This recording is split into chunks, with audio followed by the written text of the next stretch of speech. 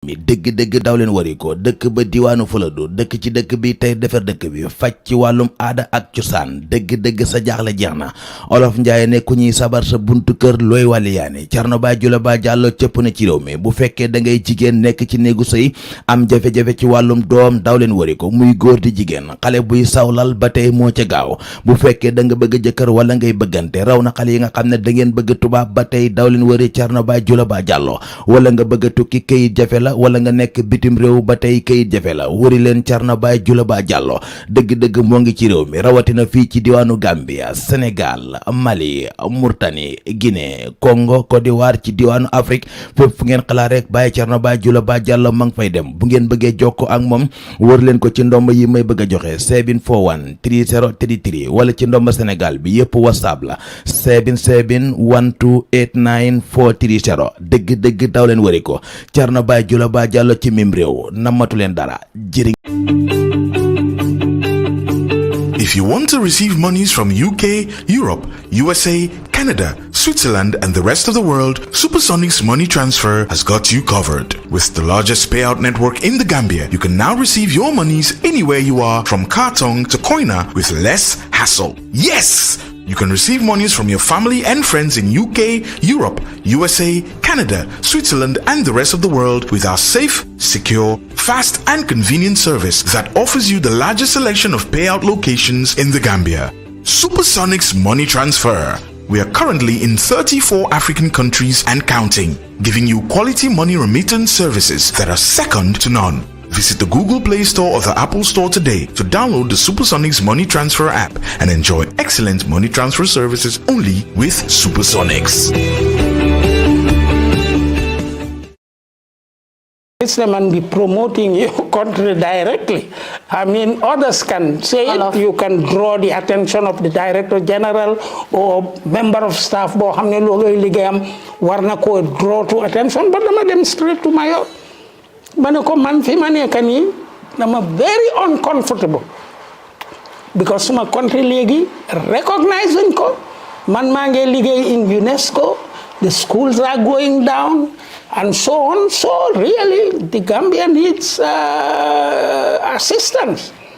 So Munaman Nala sent there as an envoy, which was wrong. I mean, he can normally that is not done, but Mayor decided, despite the fact there were many criticisms, and you had a lot of opportunities who wanted to head the mission to Banjul as representative of Mayor and so on, but Mayor insisted that it was me, that I should go, which is a great honor to me, and it's a unique opportunity. So Chila ñëw ma wax ak ñoomin Satan Jaw ak this man was his permanent secretary, Badara Diouf, very brilliant gentleman. Mook Sata ma wax leen ko, then Mayor ne ma doo dem loxo neen. He sent immediately through the UNDP a check of $100,000 for the education department. And then when I came, but Yaya was, President Jammeh was very grateful. Mungi grateful on bu baax kontaan ci.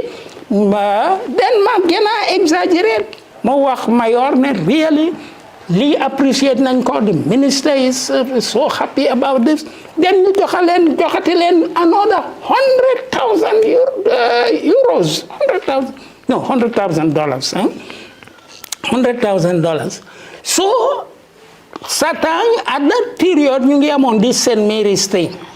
Then Yaya Jammeh waxuma dara bi ma fi président Yaya Jammeh waxut ma dara bi ma fi nekkee dafa xaar ba ma dem Paris. Ci la ma madame honorable Satan Jaw contact mu ne ma président ne ma contact la parce que daf la bëgg a appoint as chairman of the commission for the creation of the University of the Gambia. Wow. So ma ne ko waaw ma dem gisi ji Mayor ma wax ko and mu welcome idea bi. So ma commencé ma ñëw fii ñu def suñ comité bi ak Makayre Makayre Njai mu nekkoon ci beneen the technical school. Dr. Marena, and there were various other Gambians, former head of the Yundum College, and then quite a few others, and I apologize for not remembering these names. No, the fund committee B, and Badara, Honorable Badara was the secretary of the commission. So we prepared our report. We visited London, visited some universities, and Makayre Njai of this, what do you call it again, the technical thing, is a brilliant person, and he was surrounded by many other brilliant Gambians. And our idea was to have, and especially, so the idea modern, really take advantage of this university, ak enthusiasm, because Yaya Jammeh jëlee, because whatever nga loo mën a wax ci affaire am tam unfortunately yu bari yu xew ci ronam nga xam ne tey mu ngi ci isolation bi mu nekk nit la boo xam ne amoon na vision because idea bi was to have moo doon pour am a very big university dina dem ci bi ba lifin big campus. Then we will sign a contract with professors from powerful universities. You attract all the students from West Africa and Africa in general, and even in Europe. That was the idea. Kula xam la President Yaya Jammeh, former president. Naka mon sa relationship ak Jammeh? Naka la ñëwé? To be very frank with you, ñu ne Jammeh dafa remember benn suma daan ñëw Gambia from UNESCO ak yooyu dama daan visit Gambia High School. Waaw Gambia High School so benn yoon maa ngi fa dem ci prize giving day when all the families papa yi yaay yi school bi lifin so I gave them a powerful speech on the powers of knowledge. But year la woon that was around what year was this? Is around 1972, 73. So he remembers that, and he remembers a lot of. Remember you bari yoo xam ne dañ ko daan wax moom moo jóg rek. ne nañ ma appoint fekk maa ngi UNESCO de ne nañ ma appoint bi ma ñëwee bi ma indee first grant bi UNESCO defee ne daf ma bëggoon jël ambassador at large so that was delayed and so on after my second trip ci la decide finally ne gars yi appoint ma as an ambassador at large a goodwill ambassador pour may dem around pour seet lan laa ko mun a defal but then ñu jox ma a very specific task moom mooy ne time boobu Angleterre mu ngi very cold with us France Germany especially America so ma dem ak Morocco president dafa very much interested in pour mu dem Morocco yàlla may ma def then Wada was the secretary general here ñu préparer ma documents yi yëpp ma dem to London to France to America pour try to build up the goodwill between the Gambia and these countries. That later on served me loolu finally dimbale woon na ma bu baax parce que moo mënoon a tax ma gisanteeg Madeleine Albright so by the time Yaya Jammeh duma appoint ambassador Minister of Foreign Affairs I have nearly touched some of these cardinal posts like London France ak Morocco. The Moroccan Prime Minister really became very positive with me. As for the British Foreign Minister, he really adopted me. He became such a good friend of mine that African ministers used to ask me to arrange an audience with them. Pour may arrange audience ak ñoom pour ñoom. So looloo tax bi ma nekkee with Yaya Jammeh daf ma treat very well, let me say. Daf ma treat very well and ñu bari ñu ngi ci jealousone but man first thing li ma foog ne yàlla may na ma ko very quickly dama su ma gisee nit mun naa su ma gisee nit mun naa seet naka laa war a demee bon then Yaya a lot of esteem la ma defal daf ma encourage on sax bi nga xam ne buggu doon sax may dugg ci affaire yi national politics wala di dem to APRC meetings which most ministers yu bari dañ ci meroon even the vice president léegi moom daf daan use position am in order to implicate me léegi finam bi ñëw ban vice president Aïssatou but she was doing it in Aïssatou Ndiaye she was doing it in good faith and then the protocol will come vice president will be very grateful if you come because he's going to open something you can come so I will go and then sometimes he used to ask me why did I go So to be very frank with you and to be fair with him, he allowed me to do my job. At some point, even he refrained from interviews. But why? Because a lot of people didn't know, Yaya neka na ko hamne ñiti ñeme ñun ko. So luta yow mu war la jox that. Because one thing, I wasn't afraid of him, and secondly, he knew that I was not defiant, but that whatever I told him, I meant it, and it was in his own interest. He's not a fool, huh? He is not. Yaya used to even hire in those days, perhaps we had more money, and we had a lot of friends in the Gulf who would send us planes free of charge. He saw to it that our diplomacy was powerful enough. And then ma nekk on the throne of the Gambia. Te loolu Ablaye Sallah ak Blaise Diagne Maodo Touré worked very hard on this pour que Gambia's turn ci Security Council bi ñu jël ko yëpp di wax little Gambia naka la mën a nekkee di chairing the Security Council fi nga xam ne Angleterre all these big powers are there. But we presided over it. And for the period that we did it, we in the positive changes to Security Council. Because Britain and Western countries, then side on Great Britain and America, ne Libyans yi nga xam ne ñoo nekkoon ci lokka bi problème bi foog ñu try leen America wala Great Britain. And Libya tam bañ ña duñ ko def. So ñun ñoo recommend alternative system bi ne nañ ut a third country, and I was presiding the Security Council with all these big powers. And when I say I mean Gambia, because I was doing it in the name of the Gambia. And I had as a legal advisor, legal advisor bu ma ko fàtte Esa Fall, young legal advisor, used to accompany Blaise Diagne and I and Ablaye Sallah to the Security Council. And he was very, very positive. And I can tell you that he was even very courageous because as a minister of Jammeh, he used to come and talk to me. As a young man, he was very young man, just newly recruited. But daf ma daan wax dëgg daf ma ne sir, fooguloo ne yenn yi nga xam ne ñu ngi ko def nii waruñ koo def man ko yes you are right.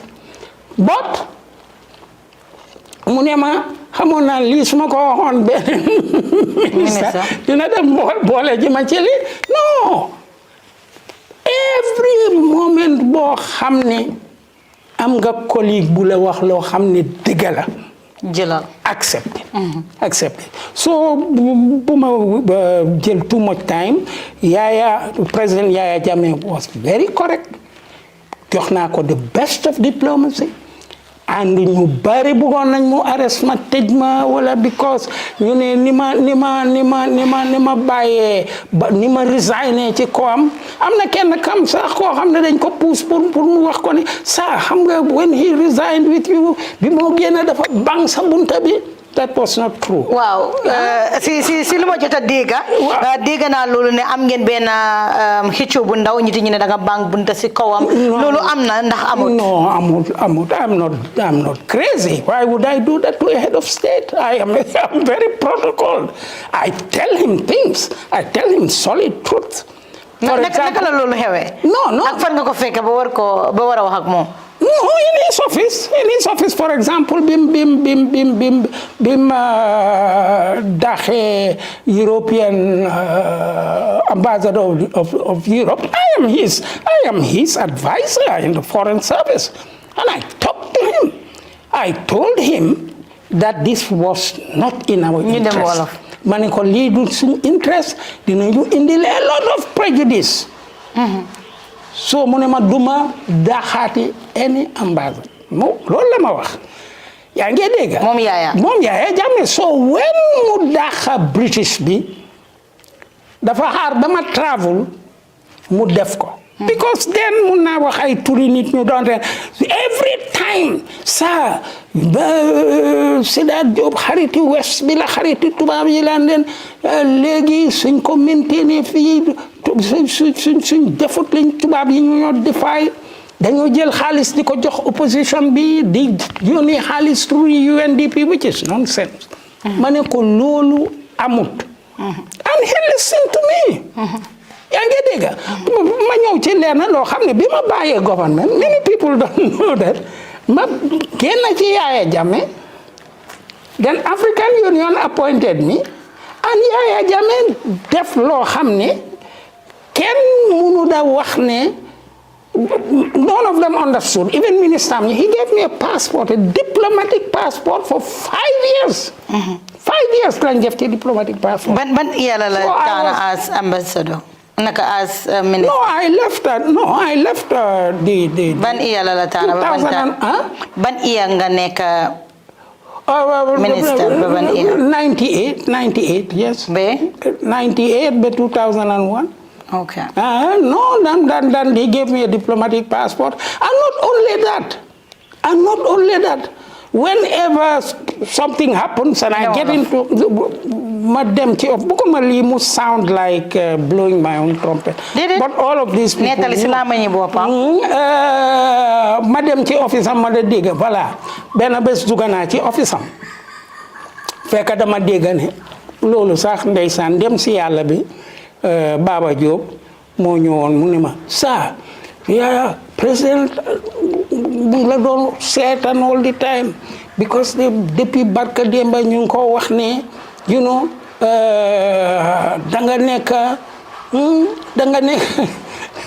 danga nekk di prepare naka la tuddaati a coup d'état or something like that against him with the British and the Americans. Then kile nakatota mu am kenn ku tudda Muniru Dabo. He was then the head of this this thing. What do you call it? NIA. Moo nekkoon head of the NIA. Ma dem straight to the NIA. Ma ne ko maa ngi dégg ñu ne dañ wax président ne maa ngi plot with the British and the Americans against him. Li ban nonsense la ni mu ne non dinañ wax Baba Diop bum la dugal ci affaire am bi. But Baba was very true to me.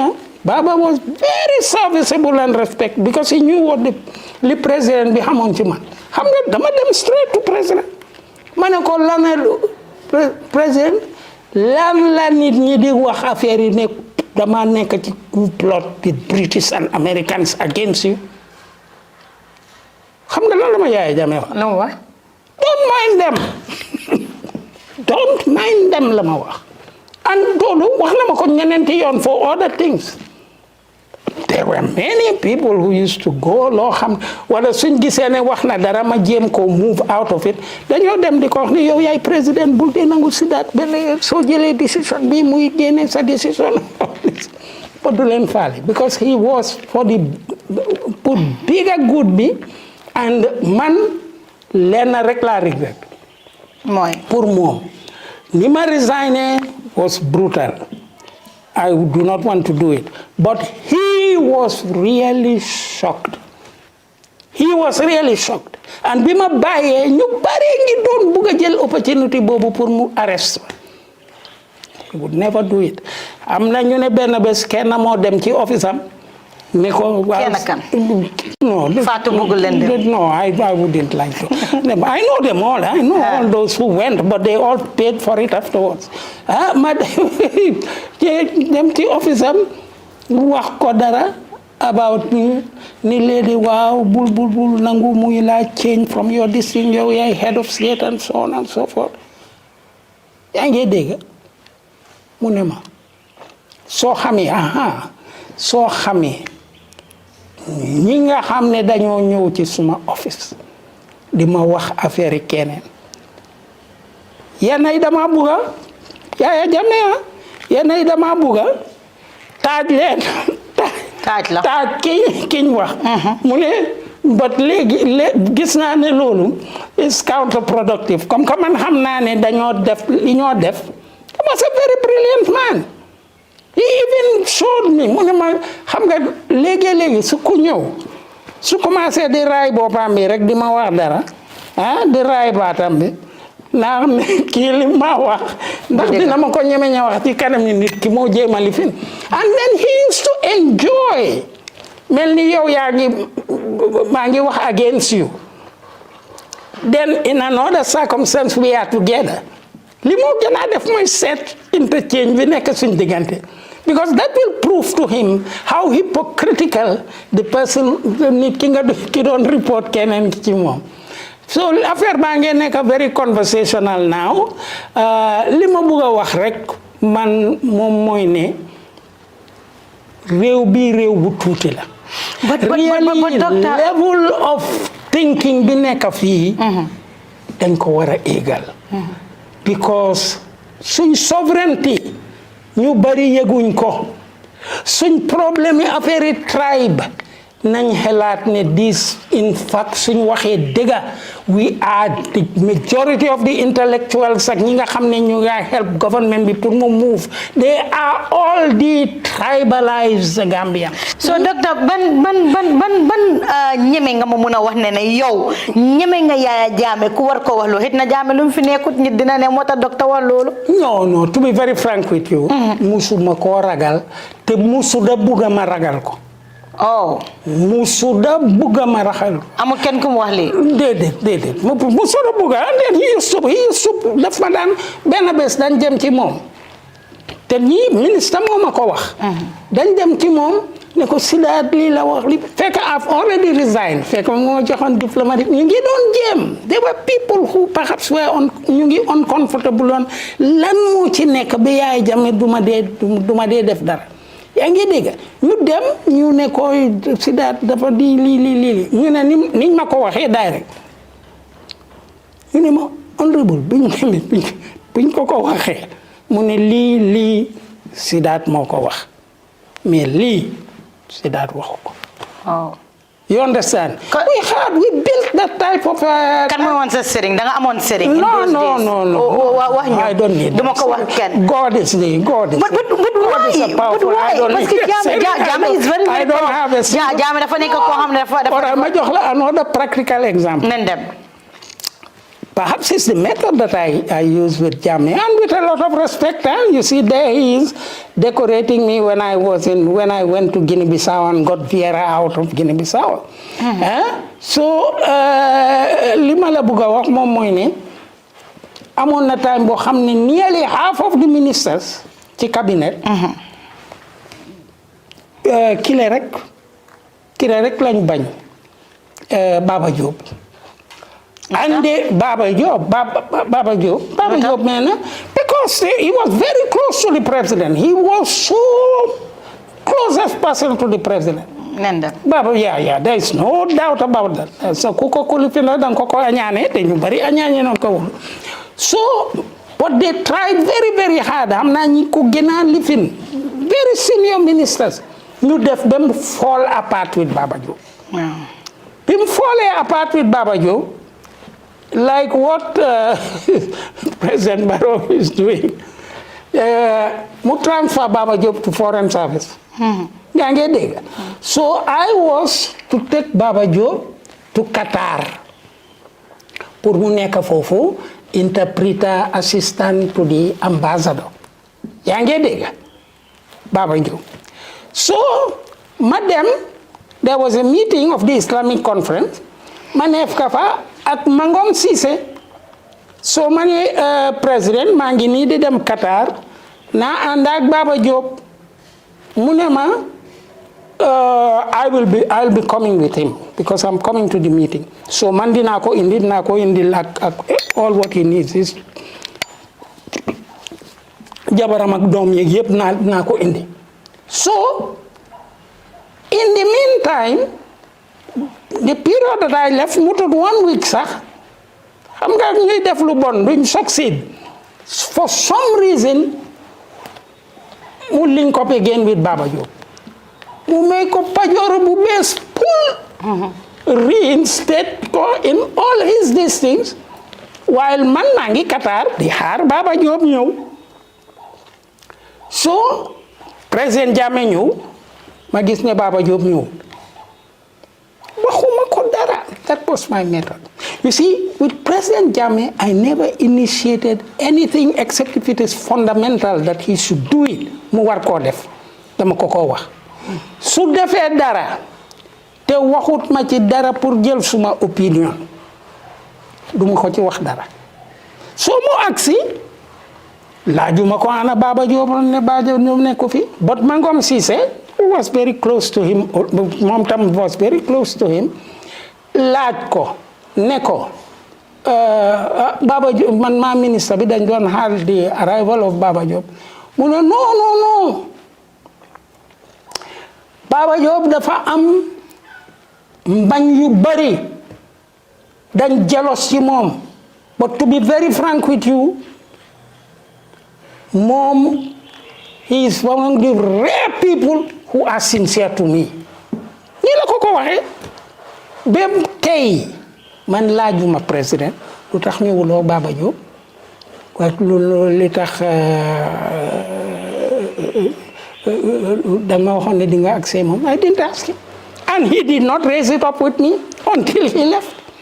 So to be very frank with you, he was very mystical. He did recount a lot of. I had open misunderstandings with him. In Egypt, in Nakalatudati, in Tripoli, in all over. May always we did it because he took the initiative. Ma ande ak mom ak Mecca ñep dañ fogon ne daf ma dismiss. There were many people around all la legi mu dismiss, but he maintained my distance. I talked to him and I knew that he wasn't listening. I went away. But at some point, danga dawon Gambia, ken gisatula, ken degola. No. Lolu is another thing. Lolu mom moy bima resigné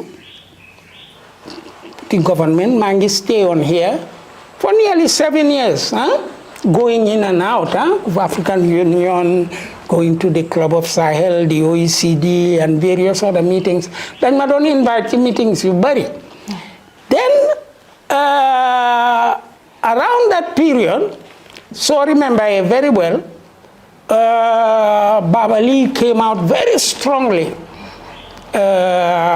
against what Yaya Jammeh was doing, saying that some of the things being ran it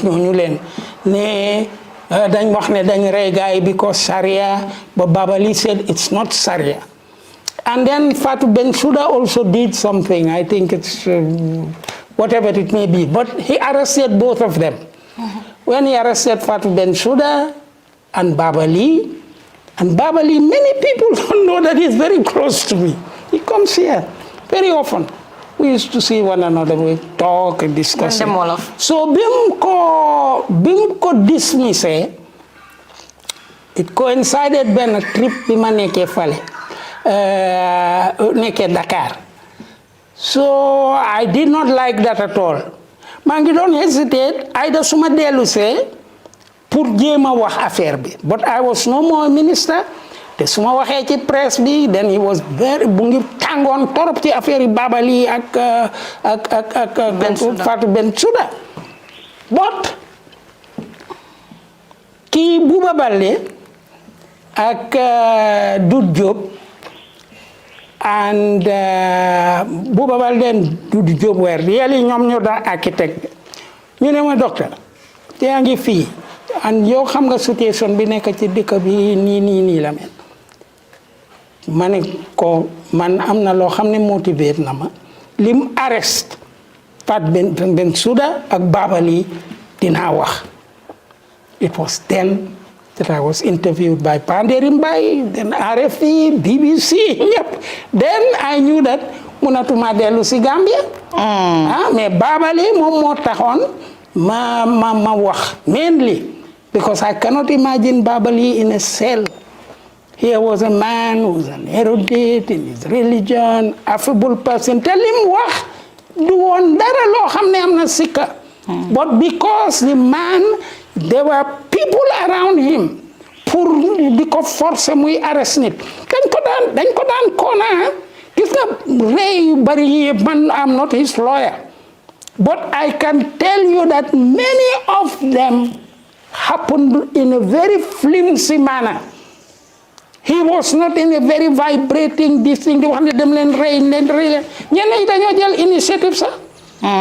nga am benn ennemi nga xam ne wax na dara loo xam ne président bi bëgg ko rek nga label ko something yóbbu ko dugal ko kaso. Some of them were very powerful. They were locking up people without him knowing. Without Jammeh knowing. Without Jammeh knowing. That I can say. I'm not defending him as I said, and I am very much saddened. Dama saddened di fact ne rey yi ak yu bari yu ñoo wax ci affaire am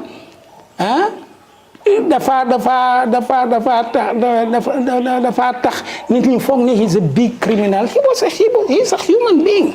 I said it the other day at the radio. I have seen gis naa Jammeh many times rongoñam yi di génn. Yaya Jammeh di jooy. di jooy wax na kon yow déglu loo sama interview bi dama seet ko. déedéet tey ñu ngi nii Gambian Talents. waaw déedéet. lu tax Jammeh war a jooy. non dafa he's a human being. He feels. daf dee fil benn bés maa ngi àndoon ak moom ci place yu mu doon foog naa Dobong la doon visite wala beneen dëkkat ci foofu la doon visite. den xale yi ñëw school bi ñëw pour welcome him yaa ngi dégg mu xool nearly 80% of the school children all of them were barefoot. waaw. loolu daf ko toj bi rongoñam yi di génn man gis naa rongoñ yi Yaya Jammeh more than 3 times. So he's a human being. He feels. But you should not forget in that position ci position boobu image bi nga create of strength and internally li nga feel are 2 different things. So yow yenn yi dafa nekk ci position boo xam ne dañ koo ñëw. For example jëlal 40 Ghanaians and all these type of people ñi nga xam ne dañ leen rey yow foog nga ne from the beginning to the end he was involved. No, dañ ñëw tiital ko su ñëwee tiital la ne ñii rebelle lañ te dañ leen invite ni kenn na ngee prepare coup d'état so indil nañ leen fetel soo gisee ngeen ñëw ak seen sandwiches yi nii dañoo jéem a camouflage dinañ leen jox fetel pour ñu rey. So we have to eliminate these people. Perhaps loolu lañ wax nekkuma fa woon. And what will he do? They want to come and kill me. Nim tàngee noonu leen. He was no more in control. Otherwise, the man I know and for whom I have been working as a diplomat will never take such a callous decision. So yow sa interview bi depuis bi nga defee interview boobu si la nga ragal a ñëw Gambia. ñëwuma Gambia and after a few months ma delloo si suma moto bi. My car came. So it's just to show you lii xew. mu am ñoo xam ne gis nañ suma moto bi ci ferry bi ak ci lii xaw ma ndax wax nañ ko ndax dañ ko bëggoon a jox surprise. But at 3 o'clock in the morning suma sister si moo nekkoon fii ak jëkkëram. 3 o'clock in the morning the blacks came here. ñu ne ko dañ bëgg a gis docteur. mu ne leen kooku ngi Dakar ñu ne ko déedéet moto gis nañ moto ma yor. She has to convince them that I wasn't here. But imagine if I had returned then. Perhaps they have not yet even told Yaya Jammeh. And perhaps waxuñ ko woon Yaya Jammeh. But amoon na ñenn ñu nekk ci ñoom ñoo xamoon na dañ amoon grievances. ni kon perhaps mun nañ ma dóor wala rey ma wala lifin ne ma sa ne ko sa you know Dr. Sidat Jobe came here bon balaa moo def dara rek jàpp nañ ko woon ko dóor rek mu dee or something of the sort you know so therefore it just shows you the paranoia noonu lañ dañ jàppante man xam naa ñu bari ci ñoom ñoo xam ne dañ xeetoon one another dañ ñuy dugalante one another. but docteur da nga sampoon kër boo xam ne mooy kër bu ne. mu nekkoon wax. si Gambia ku nekk Sidat Diop fan la war a amee xaalis bi Sidat Diop kiram bi dafa rafet mu nekkoon kër boo xam ne jamono jooju noonu ministres yu bari sa amun ko ñu bari ñu ngi doon wane Sidat da nga sàcca xaalis si Gambia moo tax nga mun a sampa bi in those days it was all over fu nekk nga ko doon dégga Sidat da nga sàcca xaalis ku nga sampa kër bi. Unfortunately, let me tell you one thing. waaw nan dem. For 19 years. nan dem wolof. 19 years lii la façon yi la bañ a wax mais ma wax la ko. comme que da nga indi lii. waaw dama bëgg mu leer. For 19 years. waaw. I was receiving as a salary each year $125,000. I was having a salary of $12,000 a month. You understand? It was even in euros. 12,000 euros a month. That was my salary. You understand? And when I left UNESCO, I was given 200,000 euros blank bulk. You understand? Which is not even a part of my pension. At present, I'm even better paid than some Senegalese ministers, not to talk about Gambian ministers. At present, in my retirement, with a salary of $12,000 a year, when you have a salary between $5,000 and $6,000 a month for life, and if my wife was living, she would be paid $3,000 until she dies in the next 50 years. You understand? Mashallah. So therefore, no. If Yaya Jammeh had anything to say about, on the contrary, I will even mangi wax yo xamne sax waruma ko. Dama anda mom ak staff members. Yaa ngi dégg. Ñu dem Morocco. Mu génnee $10,000 wala $20,000 pour share ko among the ministers that travel with him. Mu jox ma jox ko secretary general ma ne leen ñu share ko. And I do not take part of it. doo ci jël sa wàll. No ma ci jël suma wàll. Lu waral ma wax la sax even something to show you that I knew that I will. Te tam dama duggoon in a position I had nothing to do with finances. When I left the government ñu ma amal xaalis sax. Some of the things yenn yi maa ngi amoon suma gold card from UNESCO. For example, maa ngi Ethiopia ma war a dem Nigeria man may fayal suma boppa ticket bi pour come to be refunded am naa yu bari yoo xam ne benn tey refunduñ ma ko and I will never claim it again. You understand? So that is not a thing at all. Antuman Saho mun na la ko confirmal. Even sometimes, and you cannot believe that because Yaya Jammeh should have more money than I have. Suma ambassador bi ñëw, and this is just a positive illustration. Saho ne dafa bëgg a ticket pour dellu Dakar. Président ne ko demal gis sa ministre bi. Am na xaalis jokingly rek, and I give him a ticket to go. Yaa ngi loolu nag alhamdulillah Yàlla dimbale na ma ci. That's even why in the position that I was, if I want to travel, say, to Burkina Faso and I don't have a plane, the president provides a plane, or Burkina sends me a plane, or the Libyans send me a plane, and so on. He gave me a lot of privileges. Loolu Yàlla ñëpp xam nañ ko. And I will be a very ungrateful person to denigrate him, but I did not accept the way that he allowed himself, but he enjoyed it. And sometimes he enjoyed it jokingly. I don't think he will forgive me for this, but dina ma balal ci lii mais ma wax la benn incident. mooy dafa jox kenn liggéey. Permanent secretary koo xam ne sëy na mu ngi amee ay doom ak yooyu yëpp mu nekk ci biir office am bi. Singate ngi fa woon and various other ministers were there. ñoom ñoo ma recountal affaire bi because bëgguma wax ne maa ngi fa woon so this very senior official ñëw you know daf ko santoon benn liggéey bu ñu war a def so kooku bi mu ñëwee président ne ko yes you at one point in this thing mun ko yes you know we have met and we are discussing the matter but dinañ gisante dinañ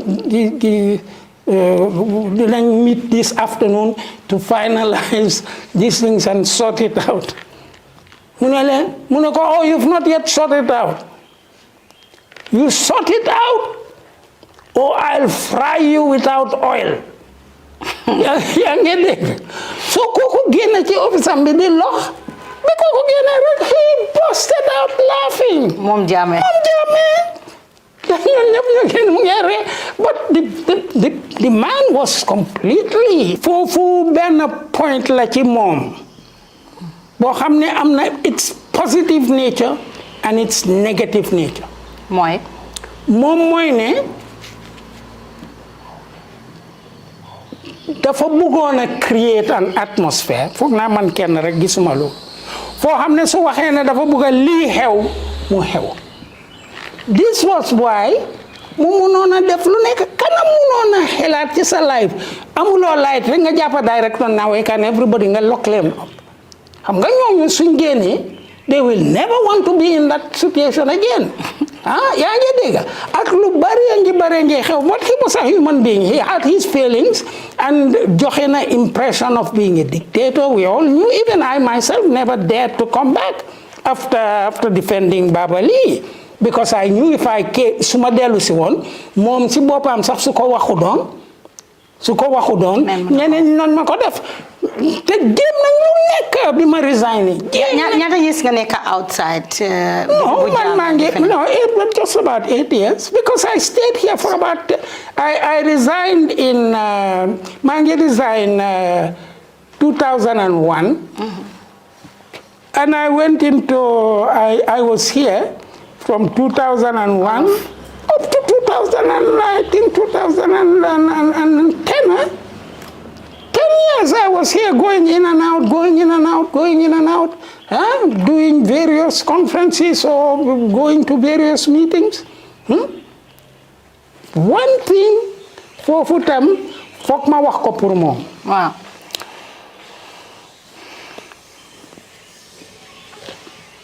UN African Union daf ma préparé woon mission bu rëy jox ma staff. ñu jox ma staff bu baax a baax ñoo xam ne dañ ma doon accompagner because dama waroon a dem because of the success bi ma am Guinée Bissau ba ma mun a génnee foofu Vieira and so on négociation siñ def tam pour Casamance ba nga xam ne 8 Senegalese ministers had to come ñu ngi ñëwoon pour meeting bi in Atlantic Hotel African Union bi Amara ici was moo doon kilifin bi naka la tuddaati secrétaire général bi ne dama war a dem Liberia pour négocier ak Charles Taylor ak rebels yi fa nekk rebels yi they were in the interior of the country everything was ready suma ticket yi yëpp dañ pare then finally ñu indicatal ma ne parce que su African Union wala UN bëgg laa appoint or anything for a higher post and dañoo inform sa dëkk ñu ne Yaya Jammeh dafa ne bu ma dem lu tax no because he refused me to go now bi mu xewee ñëpp dañ doon wax ni gis nga ko mu ngi ko bloqué léegi bàyyi na liggéeyam bi daf ko def but in hindsight I came to believe dafa gisoon ne that post was exposing me to a lot of dangers yoo xam ne man suma bopp sax xawma ko because su ma jógee woon ci capitale Liberia dugga ci biir àll boobu ne dama negotiate with those rebels munoon nañ ma faa rey so to be frank with you Yaya Jammeh protected me. because suma dem bi file biñ ko informé pour ma dem Haiti, which is also another very dangerous country, you understand. There he had no problems with me. Te man suma bëggoon a def dara loo xam ne defalut ko ñeneen ñi du ma jox diplomatic passport for 5 years after I have left him. That must come from a very different way of considering ki la doon former foreign minister. So loolu rek laa la wax ne fi mu nekk nii tey man gis naa all the good things that he could do, the great ambition, the vision of powerful things that he wanted for this country. The sad thing was, as a human being, he succumbed to flattery. Mu ngi succumb ci ñi nga xam ne ñu ngi ko tagga, ñi nga xam ne ñu ngi doon benefit from him. Gis nga tey li nag mooy suma conclusion. Tey li jotoon Yaya Jammeh, despite the fact that ñëpp a ngi foogoon ne ku am doole la mu ngi nekkoon, there was a circle around him ñoo xam ne ñoo doon benefit. Tey ana ñooñu ana général si ana ñeneen nit ñi nga xam ne position biñ occupé yoon luñ bëggoon ñu mun koo def. So he was in such a tight group that bi gars yi defee lu ñoo def bëgguñ mu dem. Loolu nag ma wax la benn conversation because dugal na ma in a position to show you all his esteem for me. Foog ma wax ko su dul loolu du ma nekk góor. Yaya Jammeh allowed me mu ma allow ma dem to 16 heads of state meeting to represent him. Moom du dem. One, it was cheaper for him than for him to travel. But I, as his foreign minister, was representing him. So I was sitting with heads of state, Chirac, Gaddafi, Burkina Faso, all the presidents of Africa knew me personally. Even the Sierra Leonean was very, very close to me. Then together as the president of Chad. Mom, anytime, and I was not a president. Abdou Diouf became very close to me. Wada and all these people. He used to send me, and they gave me the status. I was lodged at the same level when I headed our delegation with these people. But people you go surround, you want to Togo, be maneke Tripoli. President Yaya Jammeh explained na mani. Munema ñepp a ngi yuuxu because Ghana rolling sa ñepp a ko accuse ne dictator la lii dafa bañ a bàyyi France, Germany, Angleterre ñepp ne ma xam nga Mr. Minister man talking to me as a he's a president, I'm just a foreign minister mu ne many times la bugg a bàyyi mais su ma buggee bàyyi mu ne ma ñi nekk ci army bi ñi nekk ci civil service bi ñi nekk secret yi lifin yi ak mayor yi dañoo def délégation ñu ne ma doo dem fenn soo demee ñun bataaw bataaw bi ñun lan la ñoo def doo dem fenn. So he's a prisoner. You will say, okay, he shouldn't listen to them and walk away and do what he wants. He cannot. And that's what I say. I do not wish for our own head of state. We have a very peaceful country. MashaAllah. We wanted to have a transition to change from Yaya Jammeh, install democracy, constitution bu bees, gis ne institutions yi yëpp a ngi dox lu nekk a ngi correct ñu gis ñu as a sovereign state te suñ ñu gisee as a sovereign state ñu mun a rapidly with efficient people ñi nga xam ne brains yi réew mi yëpp lañ people like Bakary Ndiaye ki nga xam ne moom moo indi Gamtel and Gamcel to such a level even tey brainam baa ngee liggéey suñ ko joxoon tey gamtelan gamsel dina ko yóbbutu international léegi lu ma bëggoon a xam mu nekk maa ngi ñëw ci so therefore li ma bugga te li ma ñaan na yàlla may suñ président bi mu mun a àgg ci discernment bi as much as mu ngi grateful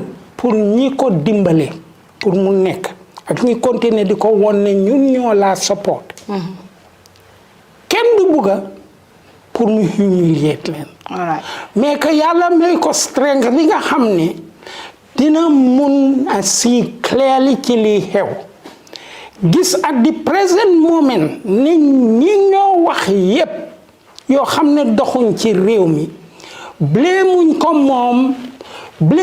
moom mais lii xew te yàlla may ko strength bi pour mu mun a gis ne li ñoo wax especially soo jëlee this audit report ak this impressed which are not paid na commencé avec loolu wone ne dama bugga loo xam ne dafa war a correct bu correct yàlla xam ne su ko defee ba pare taamam bi jeex loolu sax dina ko alaaw pour mu muy naa yëg ne mu ngay jox a meaning to the period lim dee ooyee legacy su mu nee def loolu dina dimbali boppam te dinañu génnee ci situation bu difficult maa ngi touch on benn point bu very delicate te foog ma wax ko because ñi ko criticize loolu tam bokk na ci dama bëgg a président bi mu xam ne muy opposition UDP NPP NZP PFP lu mun a nekka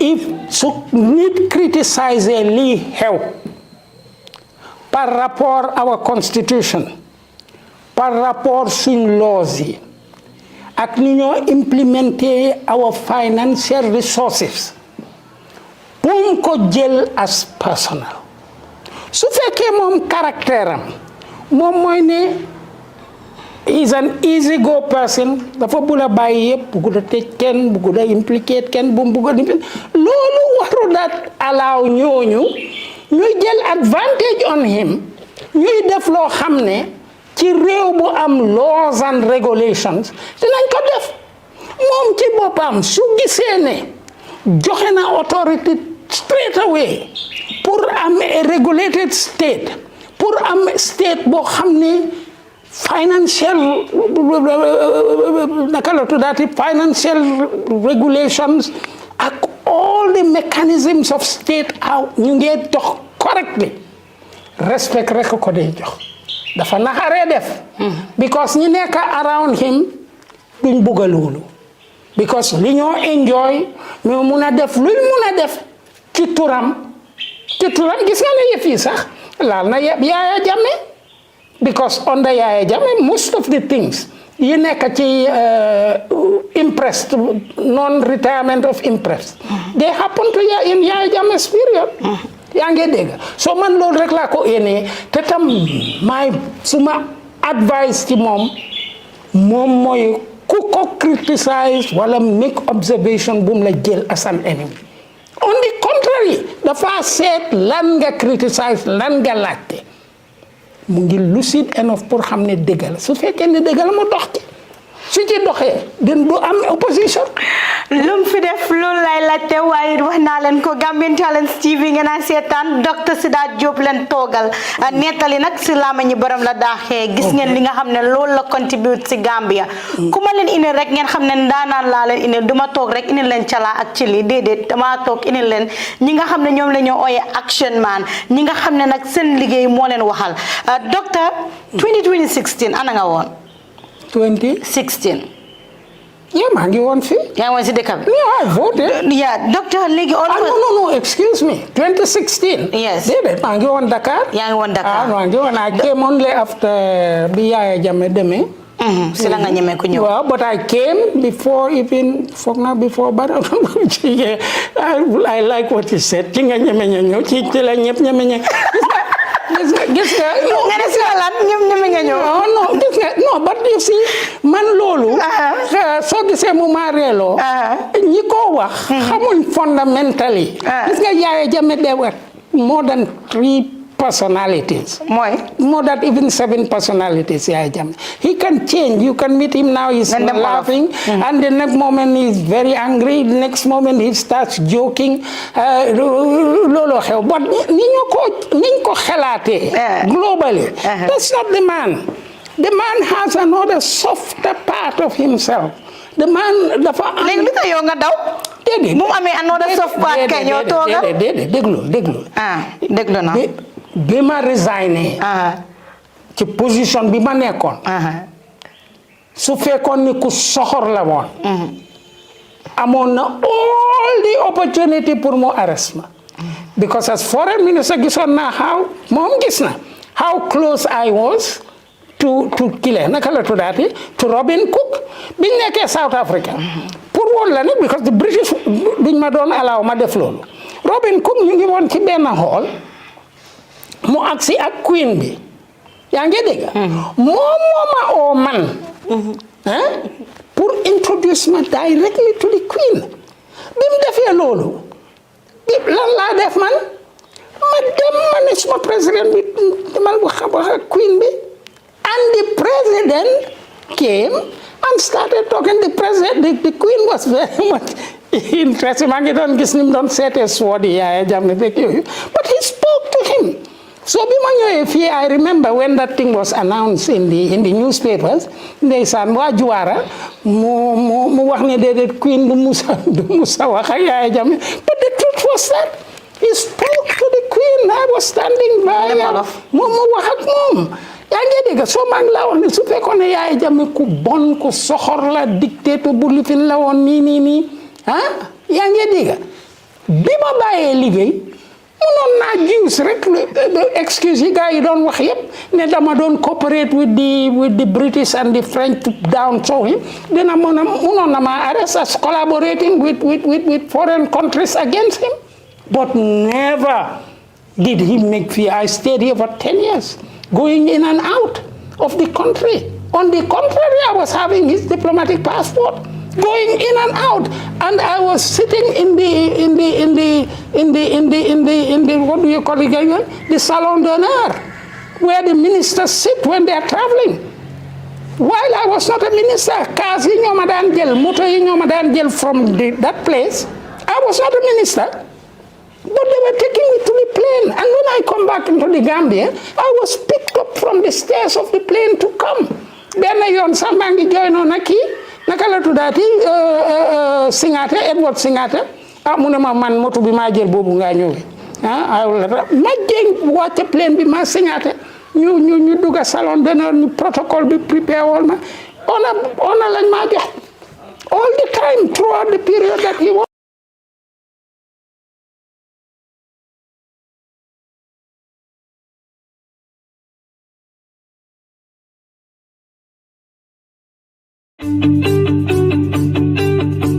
If you want to receive monies from UK, Europe, USA, Canada, Switzerland, and the rest of the world, Supersonic's money transfer has got you covered. With the largest payout network in the Gambia, you can now receive your monies anywhere you are, from Kartong to Koina, with less hassle. Yes! You can receive monies from your family and friends in UK, Europe, USA, Canada, Switzerland, and the rest of the world with our safe, secure, fast, and convenient service that offers you the largest selection of payout locations in the Gambia. Supersonic's money transfer. We are currently in 34 African countries and counting, giving you quality money remittance services that are second to none. Visit the Google Play Store or the Apple Store today to download the Supersonics Money Transfer app and enjoy excellent money transfer services only with Supersonics. jërëjën jëf yow mi jaaxle woon ci wàllum faj ci aada ak cosaan sa jaaxle jeex na Thierno Baye Jula Ba Diallo yëg ci na ci réew mi dëgg daw leen wari ko dëkk ba diwaanu Fuladu dëkk ci dëkk bi tey defar dëkk bi faj ci wàllum aada ak cosaan dëgg sa jaaxle jeex na olof Njaay ne ku ñuy sabar sa buntu kër looy waliyaane Thierno Baye Jula Ba Diallo cëpp na ci réew mi bu fekkee da ngay jigéen nekk ci néegu sëy am jafe-jafe ci wàllum doom daw leen wari ko muy góor di jigéen xale buy sawlal ba tey moo ca gaaw bu fekkee da nga bëgg bëgg jëkkër wala ngay bëggante raw na xale yi nga xam ne da ngeen bëgg tubaab ba tey daw leen wëri Thierno Ba Jula Ba Diallo wala nga bëgg a tukki kayit jafe la wala nga nekk bitim réew ba tey kayit jafe la wëri leen Thierno Ba Jula Ba Diallo dëgg-dëgg moo ngi ci réew mi rawatina fii ci diwaanu Gambia Sénégal Mali Mauritanie Guinée Congo Côte d'Ivoire ci diwaanu Afrique fépp fu ngeen xalaat rek bàyyi Thierno Ba Jula Ba Diallo ma ngi fay dem bu ngeen bëggee jokkoo ak moom wër leen ko ci ndomb yi may bëgg a joxe 741 3033 wala ci ndomb Sénégal bi yëpp WhatsApp la 771289430 dëgg daw leen wëri ko Thierno Ba Jula Ba Diallo ci mim réew namatu leen dara jërë ngeen jëf